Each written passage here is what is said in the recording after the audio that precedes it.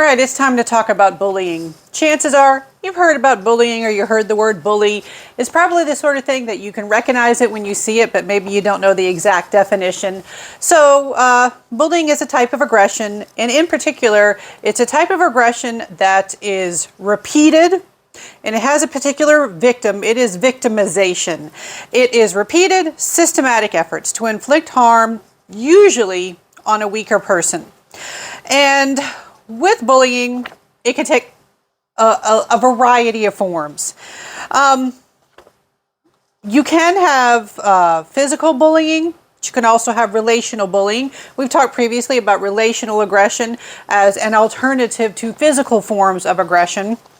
And a lot of people will, when they think of bullying, they think of physical bullying. You know, somebody threatening to beat you up or beating you up, threatening to, take your lunch money or something, or just, a lot of our stereotypes or conceptualizations of bullying involve physical harm, and a lot of anti-bullying efforts target physical behaviors. A lot of schools, when they discipline bullying, they discipline when there's evidence of physical damage. And so physical bullying gets more attention because it's easier to spot. You see it. It's out in the open. It's less sneaky than relational, verbal type of bullying.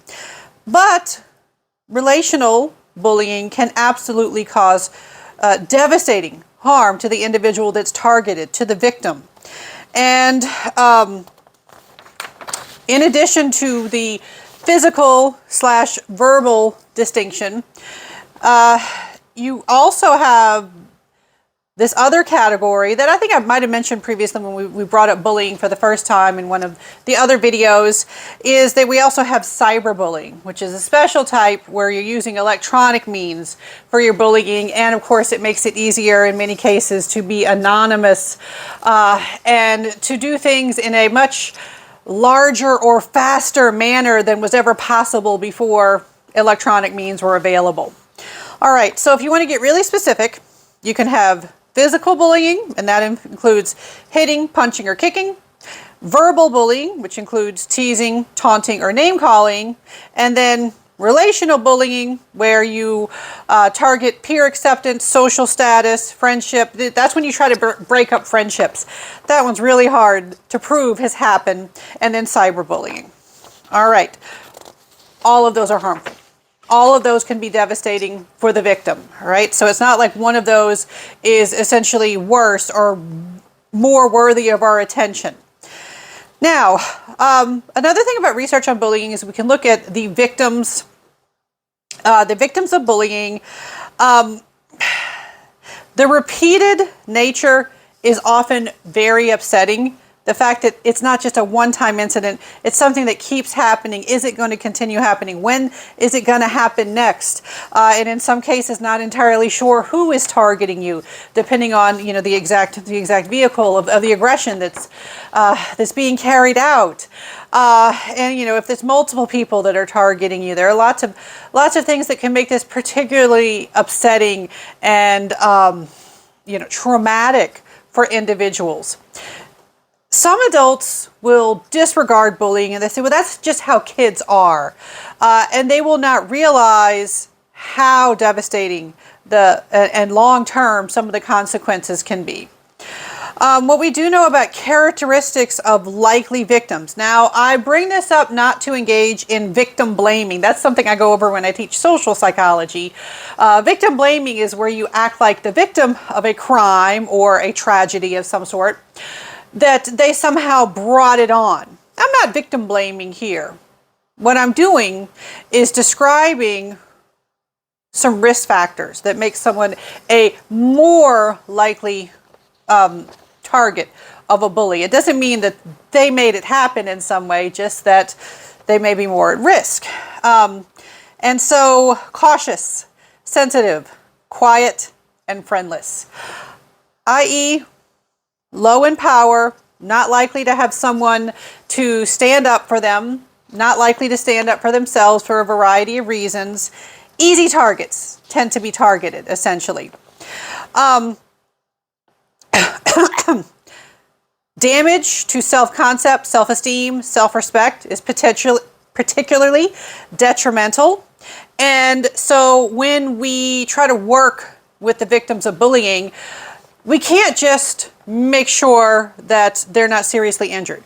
You know, it's not just a matter of sending them to the school nurse, making sure they get medical attention, focusing on whether they are physically harmed.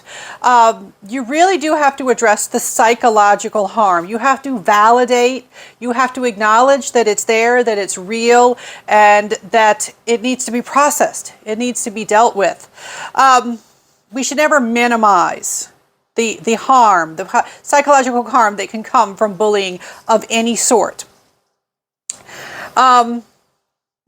People who fit into the category of that we've talked about previously when we talked about unpopular children, withdrawn and rejected children are particularly likely victims of bullies because they fit that profile of not being able to fight back, not likely to fight back, and not having anybody to fight back, to stand up for them. So they are at risk, and they're already unpopular, they're already rejected in some way, and they are at risk for being a target of bullying. So they, sometimes that can be of concern. And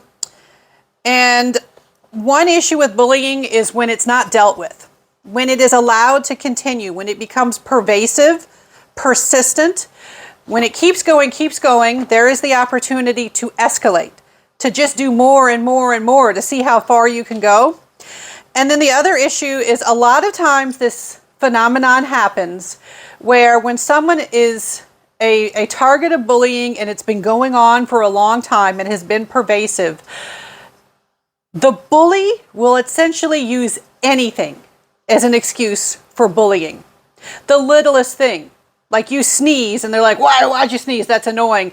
And they will engage whatever they, whether it's physical, verbal, relational, any of it, they will engage in the aggressive behavior just for the smallest things.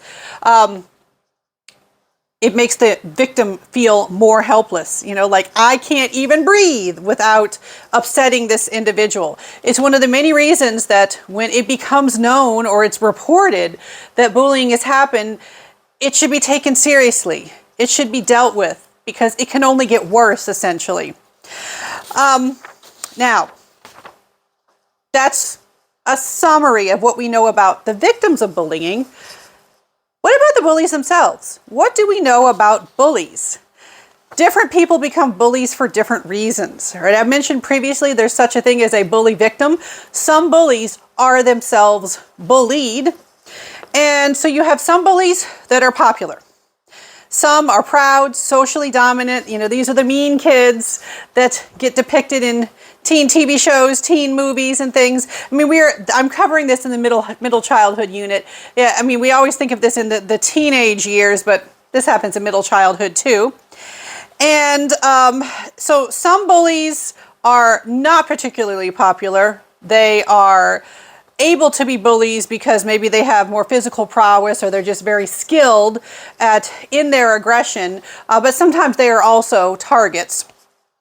And the thing about a lot of bullies are really skilled at getting away with it because they can be sneaky. Even if they engage in something physical, which could be very obvious, they manage to do it when nobody's looking. They manage to do these things in a more secretive or avoidant manner. And so they are very good at avoiding adult awareness, of seeing those opportunities where they can do something and not be caught. They are often skilled at picking victims that are least likely to have the social status or the physical prowess or the skill to fight back.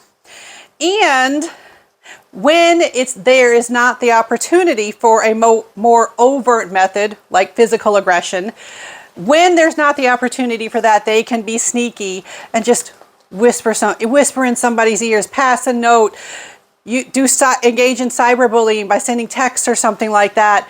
They can do sneaky things. They can figure out how to engage in bullying. So they're really good at avoiding adult detection and of ultimately adult punishment. Boys typically attack smaller, weaker boys.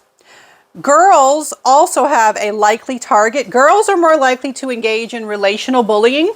Boys are more likely to engage in physical bullying. Girls are more likely to engage in relational, although boys can do both, girls can do both. But girls will often target shyer girls. It's easier to damage someone's social relationships and social status if they are shyer, quieter, maybe have a smaller friend group. And another thing that we do have to address is, even though people often act like we are completely accepting of the LGBTQ community now, that there are no problems. And remember in our day when we had homophobia and now we don't anymore, and that's nonsense. Because we definitely still have a situation where if you are a sexual or gender minority, right, so that includes individuals who are gay, lesbian, suspected to be gay, lesbian, bi, having any kind of same-sex attraction, those who are gender non-conforming, whether they're out as transgender or non-binary or gender fluid, just gender non-conforming, suspected to be queer in any way, they are likely targets of bullying. That is still the case. That is not something that we have fixed with progressive ideals or anything like that. That is still the case, very much so. The end of middle childhood is a particularly vulnerable time for individuals who are sexual or gender minorities, or suspected of being sexual or gender minorities, because sometimes it's not your actual lifestyle, it's just that you fit with a stereotype, or you seem to, or something like that. And so this is a time where sometimes just existing and looking a certain way, you can be a target of bullying for that. When I teach in person, I often will open it up for students to share stories of bullying, and the hands will often go up. Many students,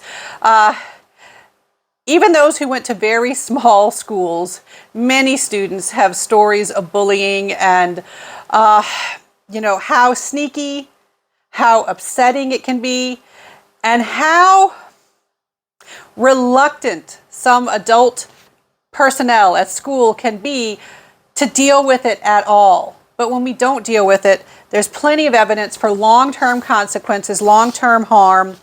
The worst being when students bully victims harm themselves as a result of the despair and the distress and the hopelessness they get from bullying, especially when it is not dealt with, when it is not taken seriously.